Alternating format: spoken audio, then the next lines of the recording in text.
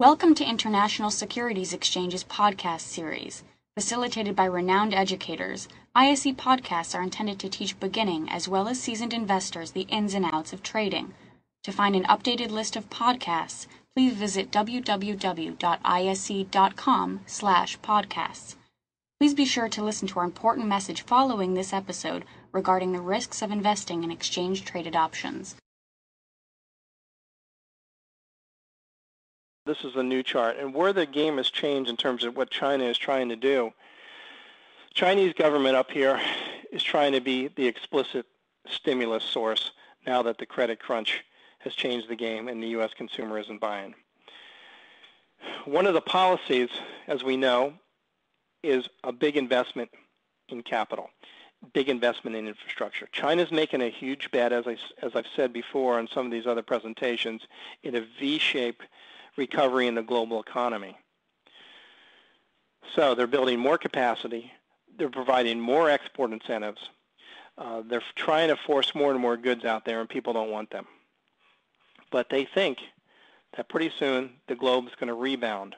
And if they do, it means this big investment in stimulus and infrastructure, as opposed to pumping up the domestic market and trying to drive internal demand.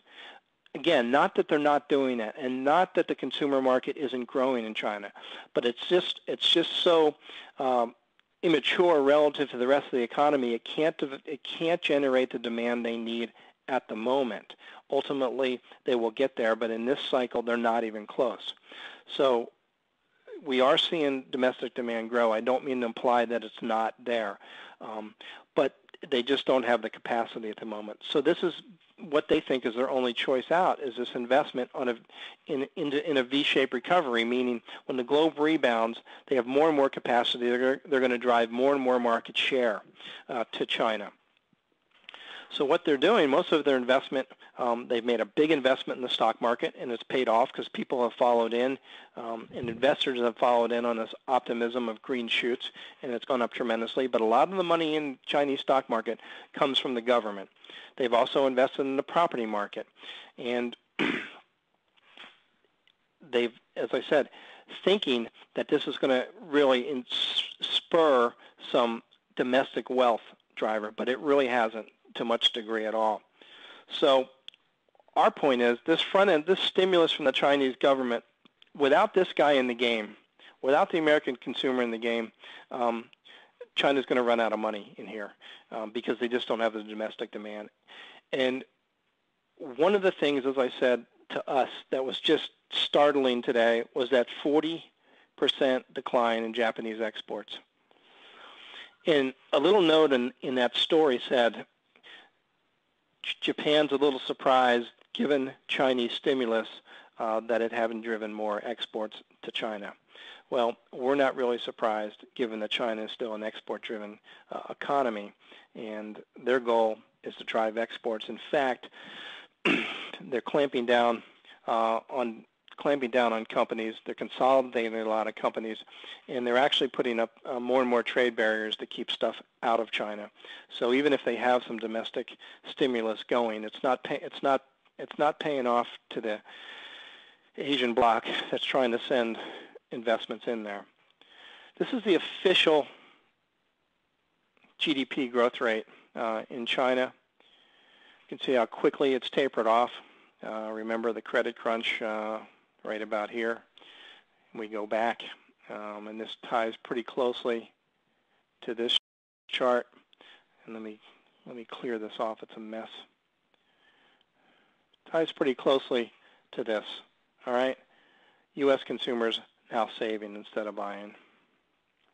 So we've seen a dramatic drop in the GDP in China. Officially, as I said, they say it's 6.1%. We think it's a little lower, probably given, where they are. It's probably between, 4 and 5%. So they're in a little bit of trouble, needless to say, on the growth side in a big way. And we're seeing more and more social unrest in China because of the really just the crackdown on democracy. And if you want to read a startling article, go to Foreign Policy magazine, not this month but last month. and it talks about the incredible crackdown on democracy and the incredible consolidation of what the West thinks is a private system, a private free market system, and how the Chinese central government is consolidating power in all these companies and forcing more and more of the private firms out in a very, very big way. It's very, very startling the way they're consolidating power. And there's a lot of dissidents inside the country that have signed this Charter 08. You can do more research on that, but it's something that very much scares China. And we're seeing more and more riots. And we're obviously seeing soaring unemployment, and China will even admit to the soaring unemployment rate that they're concerned about. And again, their only way out of this, they think, is to drive exports, because exports create jobs to them.